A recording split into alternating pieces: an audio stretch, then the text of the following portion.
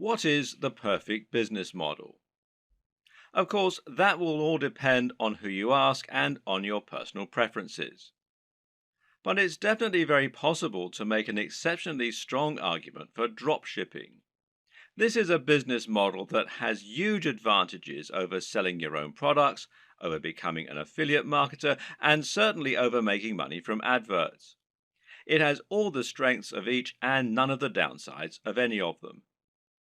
This is a business model that allows you to work from home and earn passive income, while at the same time building a big brand for yourself and selling real physical products. So, why isn't everyone getting involved in dropshipping already? Why do so many people still choose to make money as an affiliate marketer instead? Well, the answer is simple. A lot of people still don't know what dropshipping is or how to get involved in it. Of course, this video series is going to change all that and help you to understand what dropshipping is, why it's so beneficial, and how to get started with it. By the end, you'll be running your own dropshipping business, making money by selling products with your branding on and without having to spend any money up front or take any form of financial risk. Didn't I say it was the perfect business model? So, exactly what is dropshipping? Dropshipping is technically a fulfillment model. Fulfillment in a business term, of course, means delivery. So, in this sense, dropshipping is the manner in which orders are delivered to customers. Normally, selling a physical product means that you need to buy numerous items and then sell them at an inflated price. The way you would normally do this is as a reseller. Here, you would buy wholesale items, inventory bought in bulk at a discounted price, and you would then sell it on at an inflated cost and keep the difference, and that's your profit margin. The problem with this model is you need to make a big investment in the stock, and then you have to deliver the products to your customers. This means you're taking a financial risk by ordering the stock in advance, and if you make zero sales, you can lose a lot of cash. You have to pay for the shipping and also handle all of the administrative tasks. You'll need to constantly take stock of your inventory and you'll need to refund customers for deliveries that don't arrive. In short, it's a lot to take on for an individual hoping to run a business from home in their spare time. Dropshipping changes all this because now the wholesaler is handling delivery and they don't require you to order in bulk. So simple. You list the items for sale in your online store just like you normally would, and then when a customer orders them, you pass that sale on directly to the wholesaler. They then send out the product on your behalf and make sure it reaches the buyer, and you get the money. This might sound very similar to affiliate marketing, but there are a few key differences. For starters, the amount of money you earn will tend to be higher than affiliate marketing. When you operate as a reseller, the usual pricing method is something called keystone pricing. Keystone pricing essentially means that the amount you're selling the product for is twice the amount you pay the manufacturers. This is one of the most common conventions for this type of business, and to all intents and purposes, dropshipping businesses are resellers. The other big benefit of dropshipping over affiliate marketing is that you don't have to mention the existence of the dropshipping business at all. In other words, the customer never knows that it's not you who's selling the product. You're not sending them to another website where they can check out and buy the product. You're just selling them the product as though it were your own and forgetting about it. This is fantastic because it means that your business looks much more professional and because you're no longer sending visitors away from your brand in order to make the sales. Hopefully, you can already see some of the big advantages of dropshipping. There are many more too, which we'll delve into in this video. Working as an affiliate marketer will often mean that you have to sell digital products in order to get the biggest profit margins. While it's true you can get 75% and upwards from affiliate networks like JVZoo, this will normally mean that you're limited to selling ebooks and online courses. This can be an effective way to run a business model, but it's also sometimes quite restricting. While digital products have many advantages, their appeal is not as broad as it is for physical products. For example, if you try and sell a digital product to your grandma, you'll probably have difficulty. The same probably goes for your mum and most likely your dad. And it goes for most of your peers in reality. In fact, the main kind of person willing to spend lots of money on an ebook or an online course is going to be someone who is already quite familiar with the technology. The person most likely to buy from you at all is probably another digital marketer looking for more ways to make money online. And, as you're probably aware, these are a savvy bunch who aren't easily going to have the wool pulled over their eyes. That, and they've already had people online try to sell them just about every digital product in existence. How many times have you seen ads on Facebook for make money at home schemes? It's just a very crowded market with a very limited potential audience. Clothes, on the other hand, are something that you can sell to anyone. And then there's all the rest, stuff like technology, toys, or fitness supplements. Suddenly, you can sell things that average people really need, and that makes a massive difference. Another benefit of selling physical products is the huge amount of flexibility it gives you. We've already seen that you'll have a lot more flexibility in terms of the types of things you can sell, but of course, this will also extend to drastically increase your flexibility in terms of the way you sell. For starters, you suddenly have pretty much limitless niches that you can choose from, in other words, industries. And then there are the many different ways of selling those areas. Because right now, if you're the internet marketing type, then you're probably imagining the ways that you can sell products from your website or your mailing list. You're probably thinking about content marketing, establishing your authority in your subject area, etc., etc., etc. But that's not the only way that you can make money from a dropshipping business. Did you know, for example, that many of the products being sold on eBay are actually being dropshipped? This means you can save yourself the trouble of building an audience and creating a website. Just find the product that you like, create a listing, and you're good to go. Even big companies like Home Depot and Sears reportedly use dropshipping on some of their less popular products, so it must be a good business model. With dropshipping, you also have total control over the way you sell the product. This means it's up to you if you want to introduce a time-limited discount or if you want to bundle multiple items together in order to offer special deals, etc. This can all help you to make a lot more sales, and it's not an option you would have available to you if you were acting as an affiliate. In that scenario, the product owner would set the price and you would have no option other than to go along with it. We've already seen that you can reduce the risk by dropshipping. There's less risk than reselling here, but there's also far less risk than selling your own product. That's because creating your own product would involve a lengthy and stressful process of designing the product specifications, working with factories, and then spending lots of money on materials, etc. None of this is to say it's not impossible, it's just a huge amount of risk. With dropshipping, you don't have any of this risk because you're not spending upfront investment.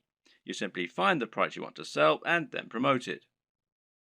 But there's another way that you can reduce risk with dropshipping too, which is by picking a product that's already highly popular.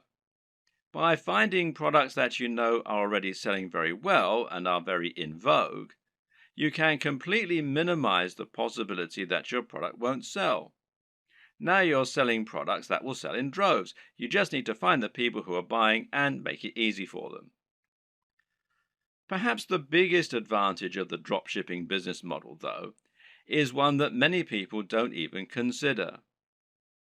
As mentioned, dropshipping has the benefit of allowing you to keep the actual manufacturer stroke fulfillment company as a silent partner. They will send out the product on your behalf, but as far as the customer is aware, they bought it directly from you. This has the massive benefit of meaning that you're not sending visitors away from your website. This is a massive deal as a digital marketer. If you've been working in this business a while, you should have a good idea of just how hard it is to attract customers to your website and to your business. This is what you'll spend most of your time doing working online, and you'll probably find it takes up much of your effort. If you're an affiliate marketer, you're bringing those visitors to your website so that you can sell products other companies have created. This means that when they buy the products, they have to leave your website and thereby disengage with your brand. Which brand are they more likely to remember and visit in the future? The guy who recommended the product to them, or the company that actually sold it to them? And when they want more of the same thing, well, where are they going to go? Now consider this. How can they buy more products from you during the same session if you're actively sending them away from your site? Instead of being able to offer a smorgasbord of products that you handpicked, you're now simply telling them to go somewhere else and buy one item. With a drop shipping business, you no longer have this problem. Now you can offer all the items you have for sale on your website from one spot and let your customer choose as many as they want, and then continue to buy from you. But that's not even the best part. The best part is that in some cases, the products you sell will even be able to have your company name on them. This is called white label drop shipping, with the white label essentially describing the packaging or the branding. So let's say you want to sell a supplement like creatine for your fitness website. With a white label service, the product will be developed with packaging that literally consists of a pot and a white label attached. That white label can have your branding printed right on it, meaning that to all intents and purposes, this is now your own product. In many cases, you can even choose a blend of ingredients that will go into the product. In other words, if you're selling a supplement like a vitamin tablet, you can select all the vitamins and minerals yourself and then add your own logo. If you don't sell a single item, you've lost nothing. But if you sell lots, you'll be making a profit at the same time as building your own brand and your own market presence. The big challenge when it comes to drop shipping, though, is finding a drop shipper. This is very clearly a business model that has more benefits for the marketer, and so, of course, not everyone is going to be eager to offer their services. How do you go about finding a drop shipper when they're in such short supply? Well, there are a number of options. But with any digital business, we tend to prefer keeping things simple and cheap. In this case, the best place for you to start is by looking at websites that act as directories for dropshippers, wholesalers, and manufacturers. One great site that will do all this is Alibaba, which you'll find here at alibaba.com. Another good one is Worldwide Brands, which you'll find here at worldwidebrands.com. The latter is probably preferable, as this specifically features dropshipping companies and has a large number of advantages for dropshipping businesses. For example, you can use this site to make sure that you're dealing with the real wholesaler. What does that mean? Well, it means that you can avoid making the mistake of signing up to sell products that someone else is dropshipping to you, thereby scraping profit from you. This is a common practice and one to be careful of when you're just starting out. Worldwide Brands is perfect if you plan on finding a dropshipping manufacturer quickly and selling their products on eBay or Amazon. The only problem with this plan is that there's a fairly hefty sign-up fee. Currently, it costs $249. Okay, so that's not astronomical, and this is a lifetime membership. But if you were attracted to dropshipping initially because you wanted a business model with zero overhead, then it might be a little off-putting, especially as your break-even point has now been pushed back further. So there is a free review, though, at the time that I'm making this video. So another option is to try ThomasNet, which you can find here at thomasnet.com. Which, like Alibaba, has a selection of different types of manufacturers and wholesalers selling different types of products and different types of services. Makers Row, which is makersrow.com, might also be worth checking out. Some other paid options include SaleWho and Doba, and a great free choice is Wholesale Central. Failing that, another good strategy is just to search Google. When you know the type of product you want to sell, just try searching for that product on Google with the word dropshippers and your location. So if you're hoping to dropship clothing in the UK, then you can just search for clothing dropshippers UK, and you can see it brings up a whole load of different ones here. And one that I looked at earlier was this one, fashiondropshippers.com, which seems to do exactly what we want. Or perhaps you're looking for a white label supplement dropshipper in the US. In that case, we can search white label supplement dropshipping US. And amongst a lot of the ones here, which you can see, one that we find is Vox Nutrition, which you can find here, voxnutrition.com. And it lets us do exactly just that.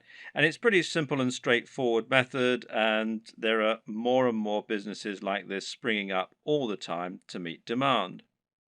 Vox Nutrition will handle formulation, production, and fulfillment on your behalf, making things nice and simple. The third and final strategy for finding your online dropshippers is just to contact the companies you like directly. Find manufacturers for products you'd like to sell and drop them an email. Better yet, try messaging them via LinkedIn or a similar avenue and see if you can get them to respond that way. This way, your message will stand out from their crowded inbox. You could even visit stores in person and ask the owner if you could have the contact details for the company that sold them X product. And this works better for smaller, privately owned stores, of course. If the company doesn't already offer the drop shipping services you're looking for, then just explain to them the benefits and why you would like the opportunity to sell their products in this manner.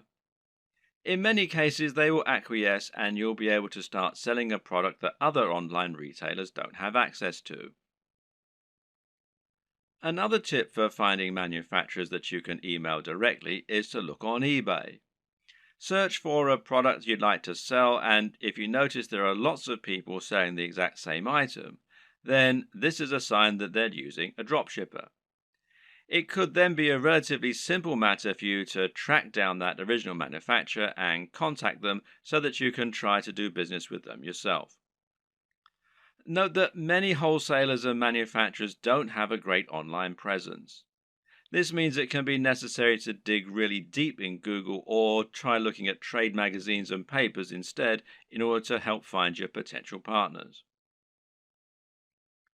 When you're dealing with dropshippers, it's crucial that you do your homework and look and act like a professional. Now, here are some tips to help you do just that. First of all, you'll need a resale certificate.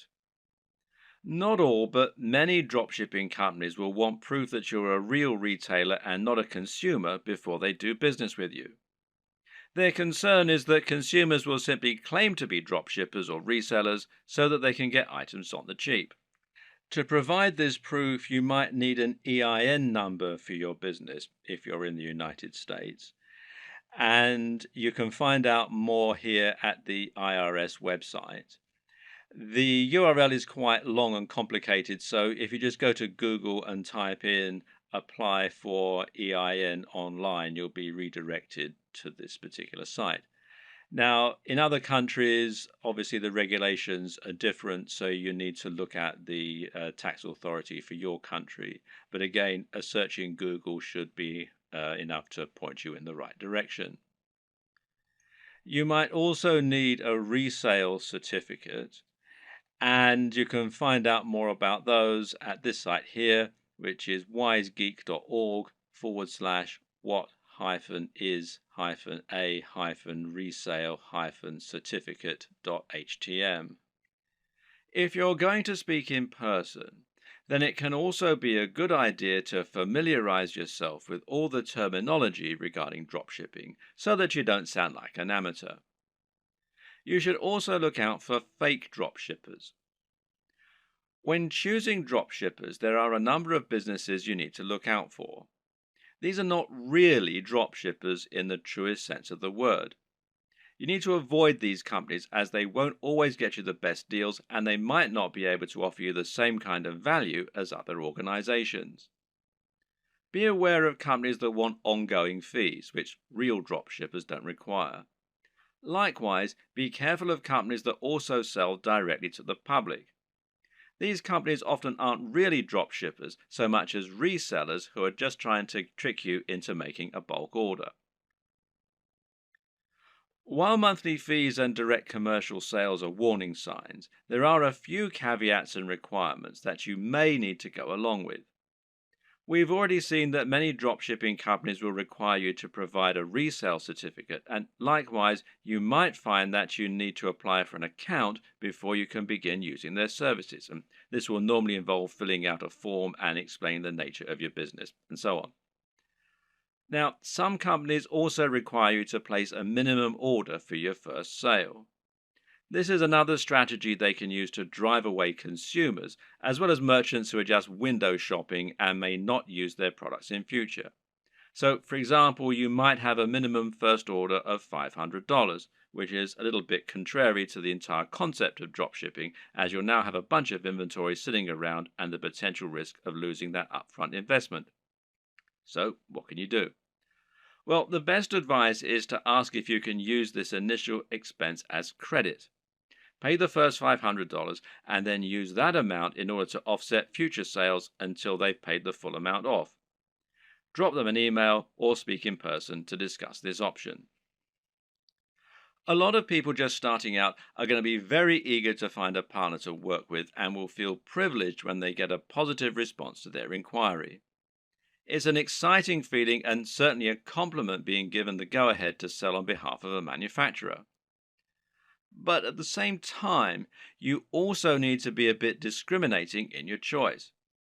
Don't go for the first company that's willing to work with you. Make sure they're actually up to scratch. One thing to be careful of is quality control, and in this regard, you often get what you pay for.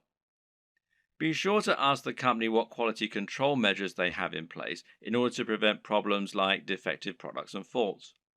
Likewise, speak with them regarding their delivery times and packaging. Remember that it's your reputation that's going to be riding on the quality of their products and service, so you need to ensure that you're happy with it. Another tip in this regard is to always ask for a sample of the product.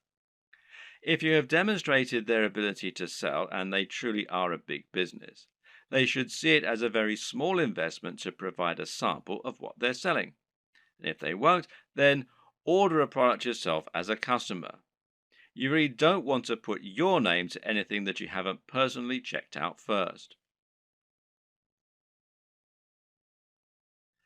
Now you have the basic idea of how dropshipping works and how you need to get started, you can begin to think about how you're going to build your own business.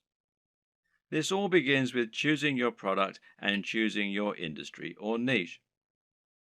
The product, of course, is going to be the item that you intend to sell, and this is going to be dictated by the industry or niche that you choose to enter. An industry or niche is the subject matter that you intend to write on and the industry that you want to operate your business in. This is important. The choice is going to impact on everything from the price of your products to the type of person you'll be selling to the type of businesses you'll be working with. The reason we call it a niche, or niche as some people pronounce it, when talking about an online business, is that a niche is a particular category. This is not only your subject matter, but also the type of person who is going to be reading your content. It's very important that you choose this correctly because the niche will affect the size of your potential audience. When you choose a subject matter, you want it to be one with niche appeal. This means it's aimed at a particular type of person who is specifically interested in that type of thing. An example of a niche might be knitting.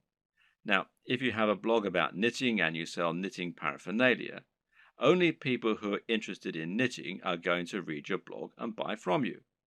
This way, you've cut out a niche for yourself rather than trying to appeal to everyone. That in turn means that you have drastically reduced the amount of competition you're facing. Now you don't need to compete with the biggest companies on the net, and you'll find that paying for things like AdWords advertising is considerably more affordable than it would be for a more general topic. Likewise, getting to the top of Google for relevant keywords like buy knitting gear online is going to be far easier than trying to get a general e-commerce keyword like shop online. The latter will put you up against mega companies like Amazon and pretty much every other online business on the net. But the problem with choosing a niche topic is that sometimes it can be too narrow, to the point where no one is interested in buying from you. If your niche is puppies with 3 legs, then you're going to have a very small number of amputee puppy owners who can buy from you. You'll find it relatively easy to dominate the search engines and to be the #1 supplier of products in that area. However, once you've sold to all 200 readers, well, you've pretty much reached the limit of what you can sell. On the other hand, a niche like fitness may be considered too broad. Buy fitness clothes online is a hugely popular search term that companies like Sports Direct, Sweaty Betty, and Mountain Warehouse dominate. Even ranking for search terms like how to build muscle is going to be very difficult. The perfect niche or industry is one with a broad appeal, but which still gives you a unique twist. This way, you'll be able to appeal to a lot of people, but you'll also be able to avoid directly competing with the biggest competitors. This will also give you a better route to market, which is a term that describes any direct access you might have to your target audience. An example of a route to market would be a forum dedicated to the subject matter you're writing about, or an industry magazine. With all this in mind, how do you find the perfect niche for you? Well, there are a few things to consider. Now, a lot of people watching this are going to already have a blog or a website. In that case, the best niche is obviously going to be the one that you're already in. All you need to do is simply pick a product that your current readership will enjoy. You should already have their trust, so all that's left to do is to offer them products and explain how and why they can benefit from them. Then there's an area you're already interested in. This will often align with the last point, but you should always pick a niche that you find personally interesting. This makes a gigantic difference to the quality of the content you put out, to your ability to pick the best products, and more. Remember, as a blog owner, you're going to be required to write thousands of lines of content on this subject in order to demonstrate your expertise and to gain the trust of your voters. If you don't know anything about the niche, this is going to come across in your writing and you're going to find it a very dull job. On the other hand, if you have a legitimate love of the niche you're writing in, you'll find it no chore at all to write all that content, and you'll find it much easier to wow your readers with what you know. What's more, you'll have a better idea of how to pick a truly great product that will stand out and attract your audience. You'll have your finger on the pulse. There are also niches where you have an upper hand. Again, this relates directly to the previous two examples in many cases. Suffice to say that most of us will have contacts and advantages in some niches that give us an edge. Perhaps, for example, you happen to know the owner of a very big fitness website or of a very big fitness magazine. Knowing this person will thereby make it much easier for you to get a cheaper advert or maybe even an article inside the magazine. Now you can reach out to that audience directly and hopefully sell more product. Have a long think about your list of contacts and friends, and then consider finding a product that will let you make the most of those advantages. If you look at affiliate marketing, digital products, and internet marketing as a whole, you'll notice that certain niches stand out as being far the most popular, and those are fitness, making money, and dating. Now, why are these the most popular niches? On the one hand, it's because they have the broadest appeal. But the biggest reason is that they offer the best value proposition. A value proposition is basically the way in which your business is able to offer value. This is the way that your products can change people's lives. What is the end result of owning your product? If you're selling a hairdryer, then what you're really selling is the convenience and dry hair.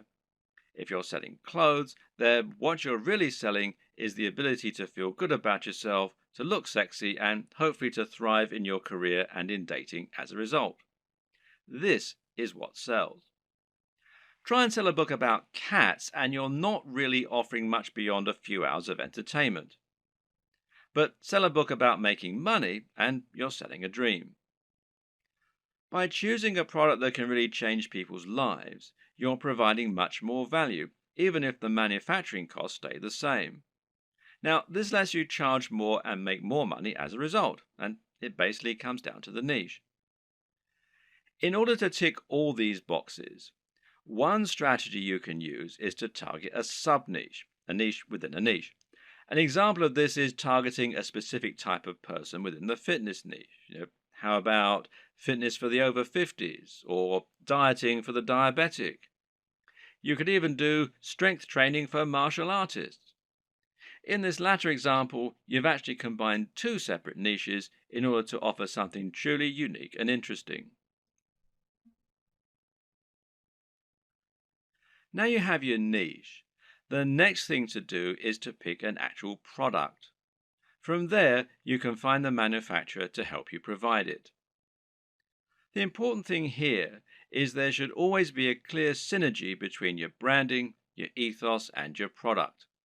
That is to say, you should have a real affinity with the product and be selling it as an extension of your mission statement. What you must not do is simply find the first product you can sell within your niche and then go out and try to sell it.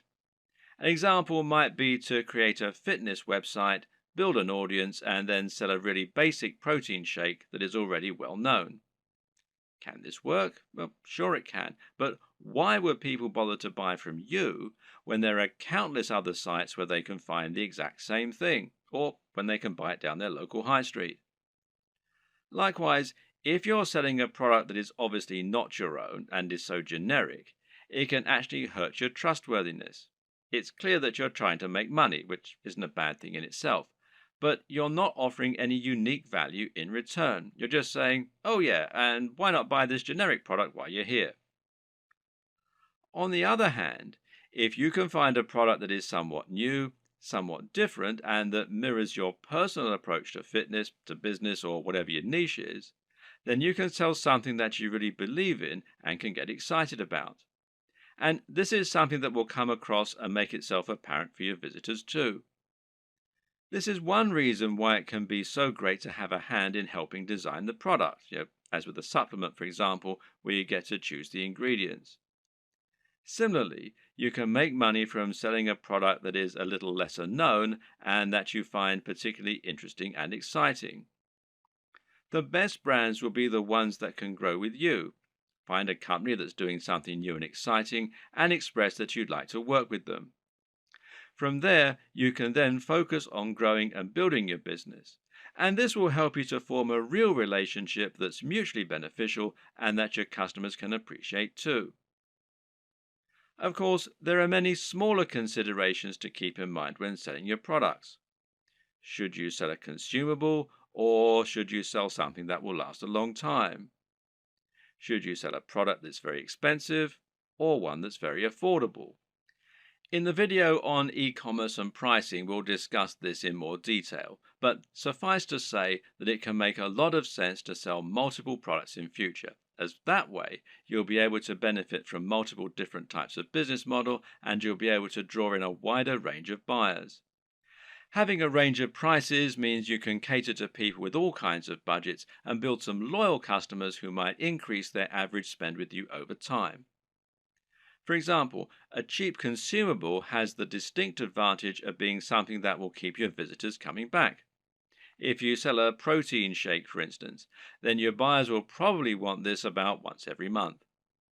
If you provide a reliable service and appealing prices, then this is an excellent way to get repeat business and to have a recurring income, which in turn will be highly convenient by letting you make more concrete plans for your budgeting, etc. Another option is to run a box business. Now, these are businesses that sell selections of products on a recurring basis. Someone will subscribe to your business and you'll send them a package containing a set number of products each month. This could be a range of different items or it could be one thing. Loot Crate, for example, is a business that sends pop culture merchandise to comic book and games fans. Part of the fun of this service is that they never know exactly what they're going to get, but it will always be something interesting and exciting.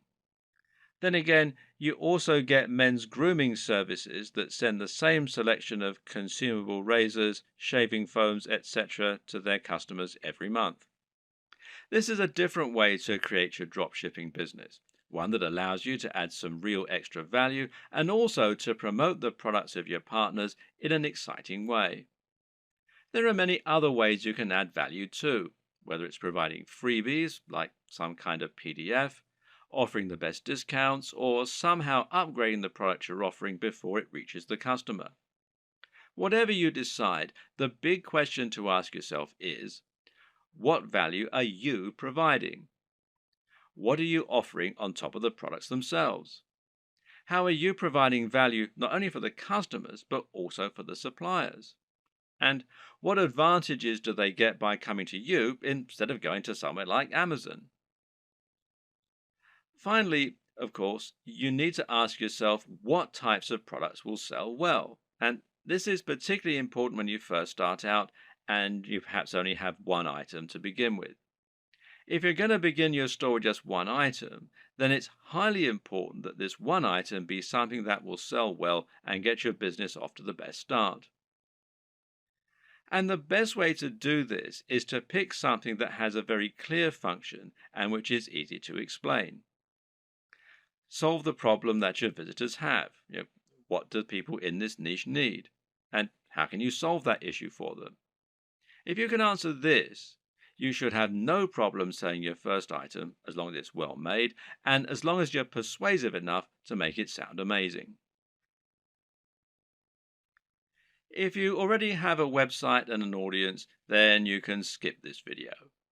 Otherwise, it's crucial that you keep watching in order to ensure that your brand is aligned with your business model and the product you're selling.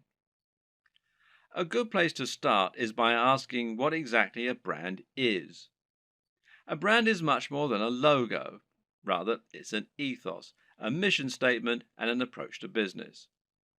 The logo simply tells people that the product or service they're receiving adheres to the same standards as whatever else they've used from you in the past. You start your brand by choosing why you do whatever it is you do. Why should people care about your business? How are you different from other companies offering the same thing? How do you want the world to change as a result of your business being a part of it? This is what allows a company like Apple to capture the imaginations of billions of people and to create such loyal customers. Apple isn't just about selling hardware. It's about selling beautiful hardware that feels personal and that is aimed very much at creative, rule-breaking individuals as opposed to big businesses. When the first Apple computers were released, the only real competition was IBM. And by taking this stance, Apple was able to differentiate itself a lot and get a lot of excited followers as a result. The same goes for many businesses that are setting out to create a greener planet. These companies are doing something more than just making money, and their fans love them for it. This is enough to make people choose their products instead of the same products offered by another business. And this ethos means that people know instantly that the service is aimed at people like them. So ask yourself what the driving motivation behind your business is. You're a fitness company. Okay, but what is it that you really believe in? Why is fitness important to you and your customers? Do you think that people are happier when they're well? Do you want to help the average person to have a more fulfilled life thanks to a healthy lifestyle and diet? Or do you love the idea of becoming more powerful? Are you all about building strength and speed and challenging the limits of human potential? These two companies might sell the exact same product, but the way they go about it is completely different. And if you can convey this mission statement, then you'll find the right type of customer will go absolutely nuts for your brand. That's the kind of customer whose vision is aligned with yours. Now, don't try and appeal to everyone because that will never work. Instead, try to appeal more to the right kind of person. One way to do this is through your logo and your web design. The objective of a great logo is to communicate what your business is all about. You're trying to tell people what you sell and why you sell it as soon as they look at your business. So, say your company was all about health and natural products. Then you might make a logo that had a tree on it or a heart, and it would probably be green in color and have an uplifting, healthy sounding name. Conversely, if your business is all about punishing workouts in the gym, then your logo might include a picture of a dumbbell or a barbell and have the word iron in it somewhere. The idea is that the combination of your logo, company name, and perhaps blog posts is enough to tell any visitor to your site right away that this is a company aimed squarely at them, selling products they're going to love. This should also extend throughout your site design. Meanwhile, make sure that your logo is designed using a vector file, meaning that it's made in Illustrator or a similar piece of software that keeps it easy for you to edit and resize. And avoid using cliches. Once again, this is a good place to invest a little of your own money up front. It'll pay off in the long term.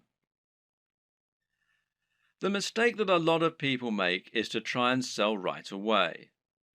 This can work sometimes, but it's not generally the best way to build trust, grow an audience, and ultimately secure the best long-term profits. That's because it's somewhat similar to walking up to an attractive stranger in the bar and asking if they want to come home with you. 99% of the time, this will be met with a slap. Most people prefer to get to know the person propositioning them at least a little bit first. So you need to try and introduce yourself properly and let the person feel that they know you and that they can trust you.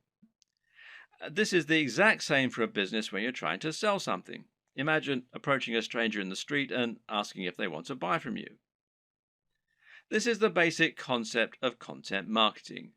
To build an audience of people who love your content and who trust your opinion so that you can convince them to buy the products you recommend and so that you can keep bringing people back to your site time and time again, giving you multiple opportunities to make a sale. The way you do this is to start by writing high quality content and to post this to a blog on a regular basis. The more you write and the more you research your subject matter and make it different and interesting, the faster you'll build a dedicated audience you can sell to. Demonstrate that you really know what you're talking about, that you only recommend things you genuinely believe in, and that your audience can trust you to be a resource for more useful ideas and information. Likewise, try to build your mailing list and social media presence. Incorporate your brand strongly on all your social media pages and in anything else you create, so that people will know they're dealing with the same business. Getting someone to follow you on social media when they think they might be interested in your brand is far easier than getting them to buy a product from you and actually spend money. Social media accounts will meanwhile help you to bring more new customers to your site by letting people share with their network. You can help this too by providing social sharing buttons, like these from shareaholic.com, that will let people easily like your content on Facebook or tweet to it on Twitter.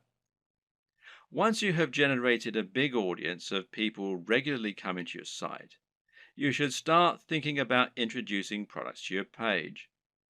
If you've really created a brand you believe in, and if you've been providing real value in your content, you should find you have true fans, and a true fan will be desperate to buy your product when you start selling them. Of course, there are many additional methods you can use to send more customers to your products and to market your store. One option is to create your own affiliate program and to encourage more people to help market your items. Another method is to pay for advertising, whether this is a pay-per-click campaign through Google AdWords or whether it's an advert on Facebook that is highly targeted to your specific demographic. This works well in scenarios where you're selling from eBay or Amazon and aren't trying to build up an audience. If you're going to pay for advertising, though, you need to calculate the LCV, now that's lifetime customer value, of each customer. This will allow you to ensure that whatever you spend on your ads, you're making more back and thus seeing strong ROI or return on investment. But to take this next step, you're going to need to make another new addition to your business. And I'll talk about that in the next video. If you already have a website and an audience, then you can skip this video. Otherwise, it's crucial that you keep watching in order to ensure that your brand is aligned with your business model and the product you're selling. A good place to start is by asking what exactly a brand is. A brand is much more than a logo. Rather, it's an ethos, a mission statement, and an approach to business. The logo simply tells people that the product or service they're receiving adheres to the same standards as whatever else they've used from you in the past. You start your brand by choosing why you do whatever it is you do. Why should people care about your business? How are you different from other companies offering the same thing? How do you want the world to change as a result of your business being a part of it? This is what allows a company like Apple to capture the imaginations of billions of people and to create such loyal customers. Apple isn't just about selling hardware. It's about selling beautiful hardware that feels personal and that is aimed very much at creative, rule-breaking individuals as opposed to big businesses. When the first Apple computers were released, the only real competition was IBM. And by taking this stance, Apple was able to differentiate itself a lot and get a lot of excited followers as a result. The same goes for many businesses that are setting out to create a greener planet. These companies are doing something more than just making money, and their fans love them for it. This is enough to make people choose their products instead of the same products offered by another business. And this ethos means that people know instantly that the service is aimed at people like them. So ask yourself what the driving motivation behind your business is. You're a fitness company. Okay, but what is it that you really believe in? Why is fitness important to you and your customers? Do you think that people are happier when they're well? Do you want to help the average person to have a more fulfilled life thanks to a healthy lifestyle and diet? Or do you love the idea of becoming more powerful? Are you all about building strength and speed and challenging the limits of human potential? These two companies might sell the exact same product, but the way they go about it is completely different. And if you can convey this mission statement, then you'll find the right type of customer will go absolutely nuts for your brand. That's the kind of customer whose vision is aligned with yours. Now, don't try and appeal to everyone, because that will never work. Instead, try to appeal more to the right kind of person. One way to do this is through your logo and your web design. The objective of a great logo is to communicate what your business is all about. You're trying to tell people what you sell and why you sell it as soon as they look at your business. So, say your company was all about health and natural products. Then you might make a logo that had a tree on it or a heart, and it would probably be green in color and have an uplifting, healthy sounding name. Conversely, if your business is all about punishing workouts in the gym, then your logo might include a picture of a dumbbell or a barbell and have the word iron in it somewhere. The idea is that the combination of your logo, company name, and perhaps blog posts is enough to tell any visitor to your site right away that this is a company aimed squarely at them, selling products they're going to love. This should also extend throughout your site design. Meanwhile, Make sure that your logo is designed using a vector file, meaning that it's made in Illustrator or a similar piece of software that keeps it easy for you to edit and resize. And avoid using cliches. Once again, this is a good place to invest a little of your own money up front. It'll pay off in the long term. The mistake that a lot of people make is to try and sell right away. This can work sometimes, but it's not generally the best way to build trust, grow an audience, and ultimately secure the best long-term profits. That's because it's somewhat similar to walking up to an attractive stranger in the bar and asking if they want to come home with you. 99% of the time, this will be met with a slap. Most people prefer to get to know the person propositioning them at least a little bit first. So you need to try and introduce yourself properly and let the person feel that they know you and that they can trust you. This is the exact same for a business when you're trying to sell something. Imagine approaching a stranger in the street and asking if they want to buy from you. This is the basic concept of content marketing. To build an audience of people who love your content and who trust your opinion so that you can convince them to buy the products you recommend and so that you can keep bringing people back to your site time and time again, giving you multiple opportunities to make a sale. The way you do this is to start by writing high quality content and to post this to a blog on a regular basis.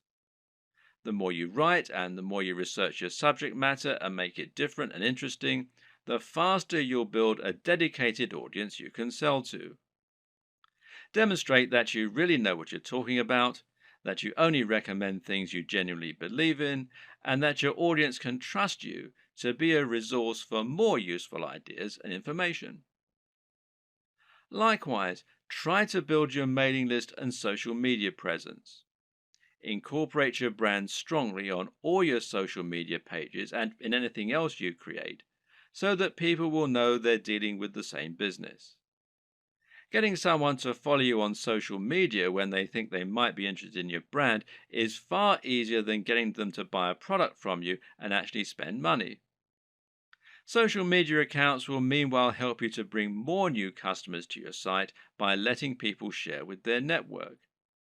You can help this too by providing social sharing buttons, like these from shareaholic.com, that will let people easily like your content on Facebook or tweet to it on Twitter.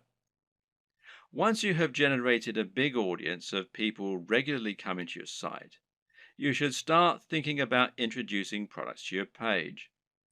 If you've really created a brand you believe in, and if you've been providing real value in your content, you should find you have true fans, and a true fan will be desperate to buy your product when you start selling them. Of course, there are many additional methods you can use to send more customers to your products and to market your store. One option is to create your own affiliate program and to encourage more people to help market your items. Another method is to pay for advertising, whether this is a pay-per-click campaign through Google AdWords or whether it's an advert on Facebook that is highly targeted to your specific demographic. This works well in scenarios where you're selling from eBay or Amazon and aren't trying to build up an audience. If you're going to pay for advertising, though, you need to calculate the LCV, now that's lifetime customer value, of each customer. This will allow you to ensure that whatever you spend on your ads, you're making more back and thus seeing strong ROI or return on investment. But to take this next step, you're going to need to make another new addition to your business. And I'll talk about that in the next video.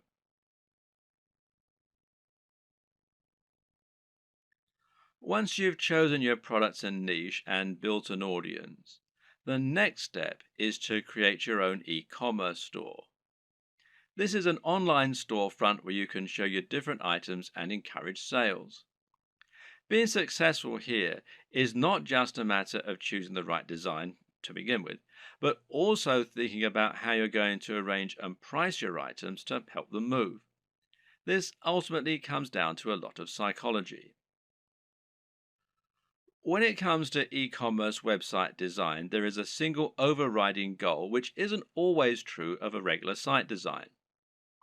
Of course, that objective is always to try and increase sales and increase profits, and this is probably actually more important. You'll also want it to look attractive, to be functional and easy to use, and to represent your brand in the right manner. But this is really just in service of creating a web design that helps you to make more sales. This means every single element in your site design should be encouraging more sales and pointing users in that direction. The old adage here is that good design should communicate and not decorate.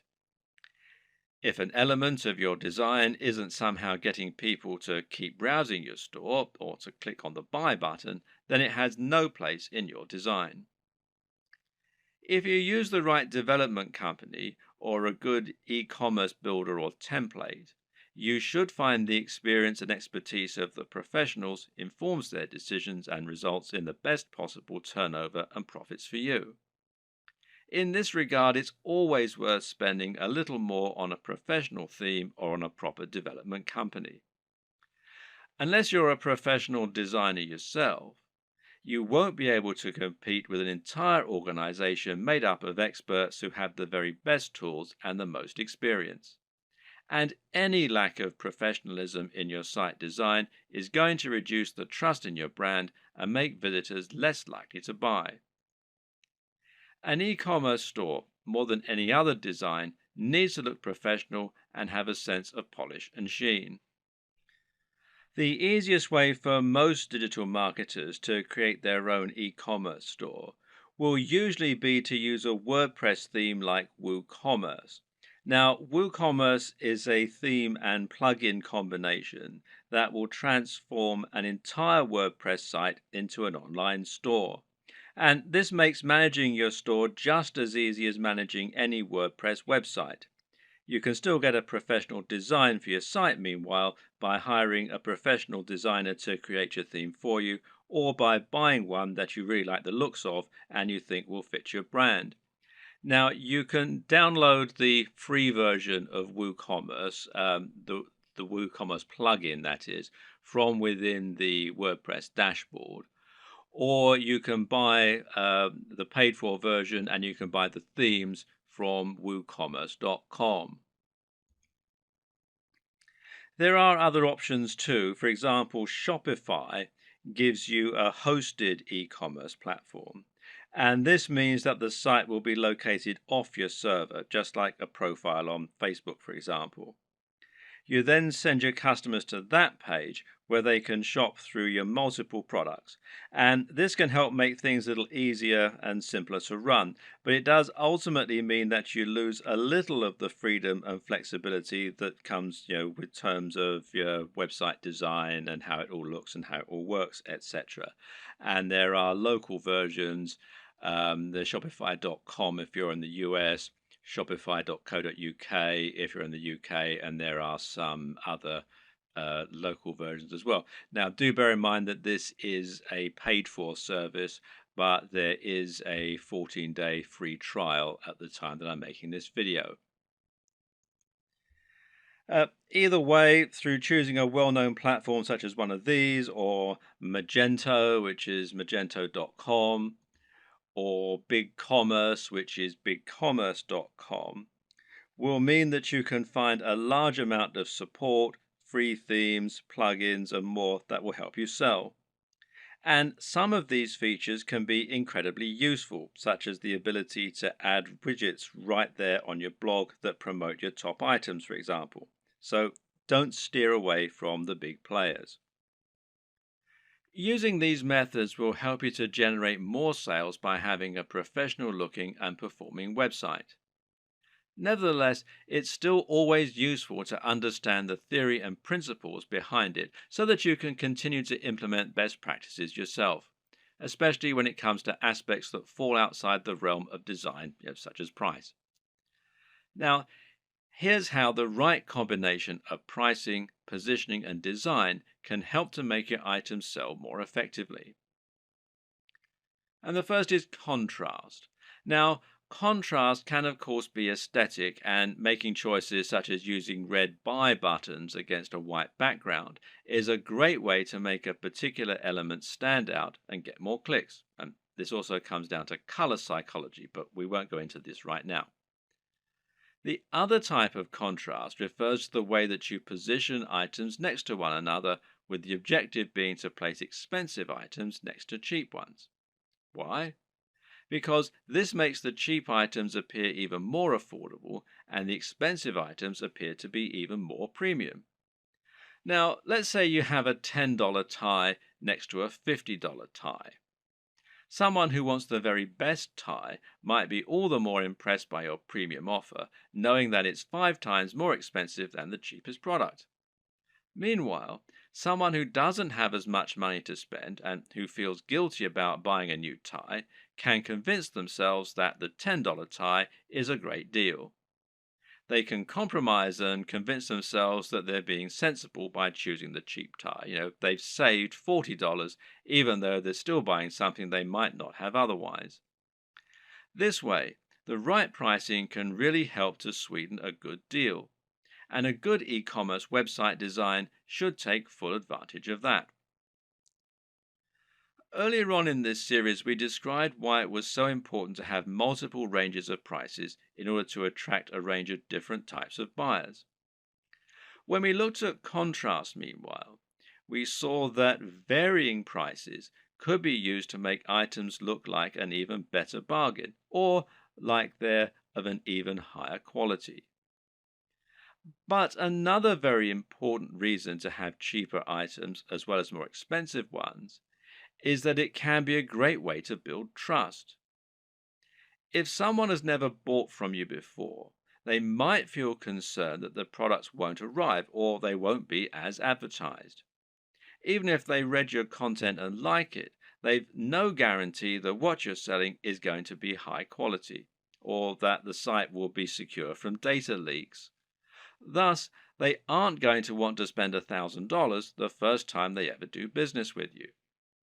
But if you have an item that costs $5 and it's a product people will know, then someone might make that purchase because it's a small risk to take. Now you can demonstrate the quality of your service and save their details, making it much easier to sell bigger items in future. Another tip is to think about your top sellers and your smallest sellers and use this to inform the design of your store. Now, this is something that physical stores do a lot. They'll place their biggest drawers right at the back of the store. This way, people will come in to buy the thing they want, but to get there, they'll have to pass through all of the smaller items that you're also selling along the way, and hopefully they might buy something. Meanwhile, if you have items that aren't selling at all, then you can find inventive ways to make the most of it. Packing it in as a free incentive, for example, or selling it at a very discounted rate is a way to bring more people to your online store. This is less important for a dropshipping business model, of course, though, as there's no downside to being left with excess stock. What's important to consider when looking at an e-commerce website design is that in order to make a sale, you'll have to overcome certain psychological barriers. This is actually often the most important step in making a sale. These psychological barriers include such things as customers not wanting to spend any money and not being bothered to go through the process of checking out. Good e-commerce website development should take this into account first and foremost by making it as easy as possible for your customers to make purchases. This is why Amazon's buy with one click feature is so instrumental to their success. At the same time, webmasters need to make the most of customers who have already overcome some of these barriers. So, when a customer commits to buy any item on your site, they will instantly become much more susceptible to increasing their order. Why? Because they've already decided to make a purchase. This is why physical retailers use POS, this is point of sale displays, that sell extra items while customers are in the queue. It's so easy for them to add extra things to their basket that it would be foolish to miss this opportunity. E-commerce sites can do the exact same thing by making it easy to add extra purchases at the checkout. Similarly is upselling, where you give your buyers the opportunity to upgrade their order once they're already buying. Once they've committed to buy, tell them how for just $10 more they could have the very best service or product instead of the cheaper but ultimately inferior option they're currently buying. It's the smart decision after all. Sometimes a buyer will want some of your items but not all of them. Other times they'll want to combine multiple items but won't want to pay extra for shipping or to pay full price when they're essentially buying in bulk. Thus, letting your customers combine their items into a single large order can often encourage more sales, and it's known as bundling. What's great about bundling is that it can also be used to sell additional items that they perhaps wouldn't otherwise have bought. Adding extra items to bundled packages is also a great way to shift unsold stock.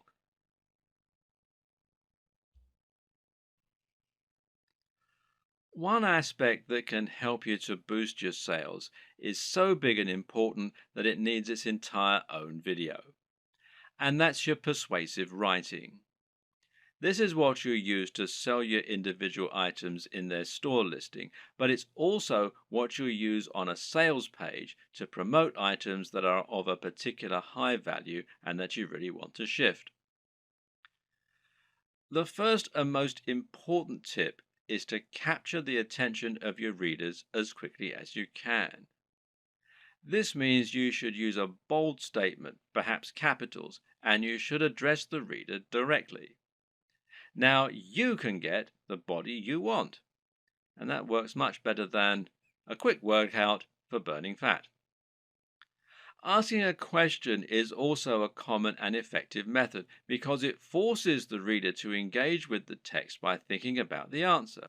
Hence, are you sick of feeling tired and unfit? The problem with this, though, is it can seem a little too obvious as an in your face marketing technique. An even better strategy, then, is to use a narrative structure for your opening. In other words, structure your text like a story. That way, people will want to know what happens next, and the text will seem inherently much more interesting. This is true because we're so used to reading stories. We've been listening to stories for centuries, and as a result, they're always an effective tool for getting people to listen. They're also easier to make emotionally resonant. A great opening might be, I was unhappy with my body and looking for answers. Little did I know the solution would lie in an ingredient found in most diets already. You should also use headers and enable skimming. The reason this point is so important is that most people are in a huge hurry, especially online. Attention spans are short and no one wants to wait around to read a huge ream of text that's just trying to sell them something. Another way around this issue is to make your text skimmable. A good way to do this is to use lots of headings. Ideally, a visitor should be able to just read your headings and still understand the entire pitch. Addressing the reader directly is particularly useful because we have evolved to pay attention to things we think concern us. At the same time, though, you should also take this further by thinking of more ways that you can use to make your text personal. In particular, this means using a personal interest story. Explaining how your product works by saying how it has helped someone else or even you. And this works much better because it means the reader will be able to imagine how it's going to affect their life and because they'll be more likely to connect with what you're offering on an emotional level. Earlier in this series, we discussed the importance of value proposition. This is something you should always keep in mind when selling. How do you make the product applicable to the reader? How do you give it emotional weight? Well, try to get them to imagine what life will be like once they have your product, and this will make them want it more. When someone reads your text, they're going to know you're trying to persuade them, and so they'll be on the defensive. They'll be thinking of all the reasons why what you're saying probably isn't true. But you can combat this by addressing each concern in your text. Try and second guess what the reader might be thinking and then explain why this needn't be a concern. This also means trying to come up with solutions to the most common barriers to sale. These are the psychological barriers that prevent people wanting to buy, such as the risk element. We've already seen one way you can get around that by selling products from a trustworthy site and selling cheaper items first. Another tip is to make sure you have a full money back guarantee. This is something people won't often use, but knowing it's there will help you to make many more sales. You can also try to combat buyer's remorse, which means taking away the feeling of guilt people get by spending money. Using the contrast technique is one way to account for this. Another is to describe your product as an investment.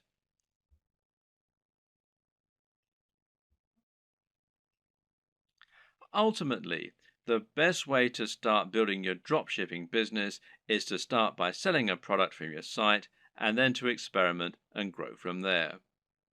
The exact strategies you use are going to depend usually on the nature of your website, your audience, and your goals. It's up to you to find your way, to see what works, and to tweak and evolve your business over time. Hopefully, this video guide has given you all the tools you need to get started.